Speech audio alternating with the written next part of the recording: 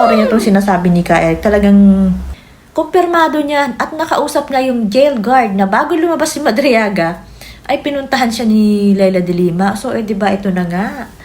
Booking na naman sila na talaga namang bikoy na bikoy. Talagang magkakabalahibo sila. Yan si Trillanes, si Risa Hontiveros, si Leila de Lima. Talagang yung style nila na kumuha ng tao para mapasama yung kalaban. Hindi pa natuto tong mga taong to. No? Doon pa lang sabi ko wala na bagsak na. Sinuka na talaga sila ng mga tao doon si Trillanes. Tapos yung lubog na sila sa kahiyan sa mga tao doon sa kasamaang ginawa nila. Consider this as verified information. Nakausap ko po ang isa sa jail guards doon sa Camp Bikutan, no, sa Bagong Diwa, at itinuturo nga itong pagkakataon ng December 8, kung saan ito rin po ang paglantad at pagpasambulat nila ng diskarte ng The Madriaga Chismis laban kay Vice President Sara Duterte. Walang pinagkaiba sa balahibo ni Hontiveros at ni talaga Trillanes. Tungkol po ito sa napabalitang pagbisita ni Lola Leila de Lima sa kulungan dito kay Ramil Madriaga noong December 8, bago lumabas ang affidavit booking kunwari ng chismis ni Madriaga at dinumog ng media. Ibig ko pong sabihin dito, mga kababayan, hindi po nagkataon lang na pumunta si Leila de Lima. The timing is very apparent, the purpose is very clear. Gamitin si Madriaga na gumawa ng kwentong Alap Bicoy Part 3. Ang hirap Kung matatandaan natin, si Trillanes po ang itinuturo ni Bicoy at nila Attorney June Sabio na pasimuno ng Bicoy 1 and Bicoy 2. Pero ang mahalaga ay naibulgar ngayon ang pagkakasangkot ng mga dilaw at pink na mga mercenaryo, exactly the way kung papaano ginagawa nila Trillanes, Hontiveros, Boy Tartar, No Toothbrush, Ronald Lamas, Lola Leila de Lima. Itong mga operations nila. Akala nila mababaw ang pagkakaunawa o tanga o bobo ang mamamayang Pilipino. Para hindi makita na ito ay isang malaking katarantaduhan. Bikoy na bikoy. So, si Leila de Lima ang representante ng Yellow Pink Zombies na mga oportunistang mercenaryo na pinupunduhan ni Martin Romualdez at nila Marcos at Lisa Araneta para gumawa ng final touches kung papaano ilabas ang kwento ng chismis na tinaguri ang supposedly dynamite expose na naging Watusi expose. Ang pumato lang itong si Boy Banal na Aso, Santong Kabayo, Benny Abante. Hindi naman ito nanalo sa eleksyon. Ang yabang-yabang ng hambog na kulukoy nito ng pastor-pasturan. So, eto na nga, di ba?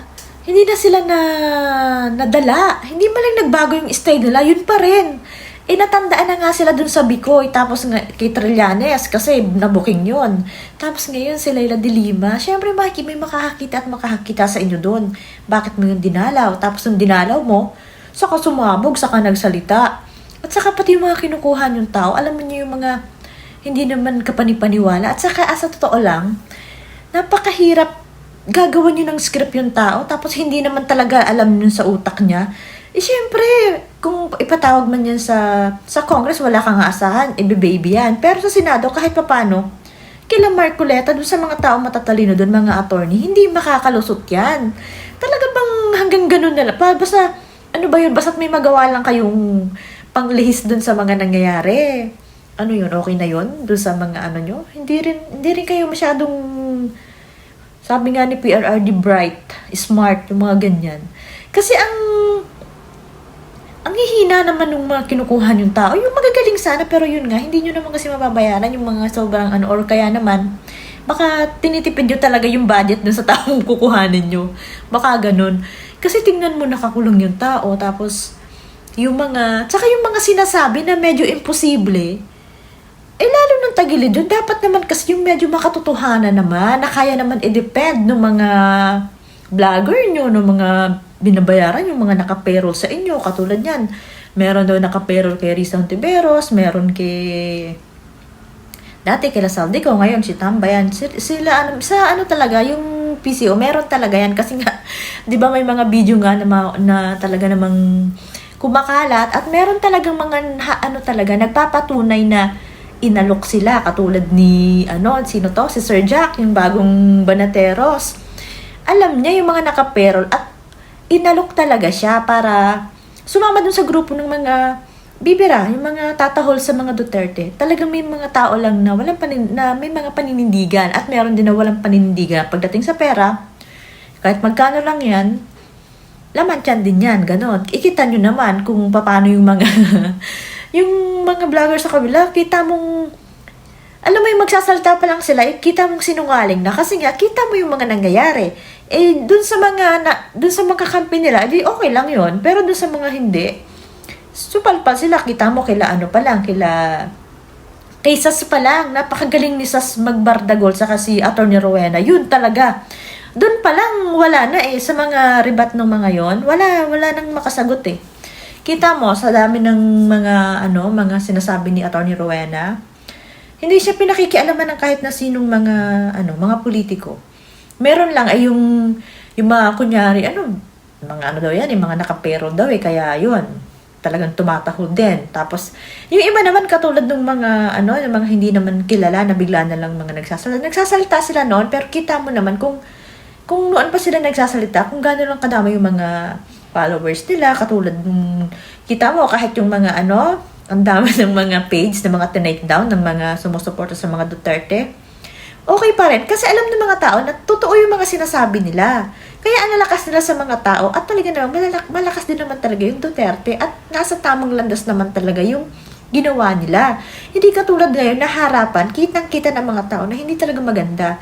Kaya yung mga kumakampi sa kanila, mga laglag din yung mga pagkatao nila, 'di ba? Na syempre, alam mo nang hindi maganda ang ginagawa niya, tapos kumampi ka pa diyan, anong klase ka, 'di ba? Ano yun? Kasi kanya-kanya naman tayo ng paniniwala, kanya-kanya tayo ng utak, pero alam naman natin yung tama at mali, 'di ba? O kita mo 'yan. Si Leila de Lima, pinagtatanggol pa nila na nakulong daw. Nakulong siya, deserve niyang makulong kasi may kasalanan talaga siya Talaga namang yan, binayaran lang yan. Nagkataon lang na hindi na yun ng presidente, kaya siya nakalaya Kaya yun. Pero yung mga tao yan, si Trillanes, si Rizon Tibero, si Leila de Lima, basta yung mga pink at mga dilaw na talaga namang walang niya.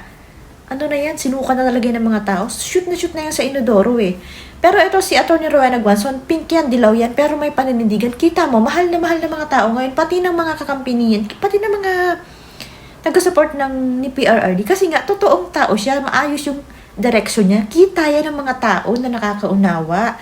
Kasi nga, alam naman talaga natin yung tama at mali. Ay pinipili lang natin maging mali para lang may kanya-kanyang reason din. Ganun, 'di ba?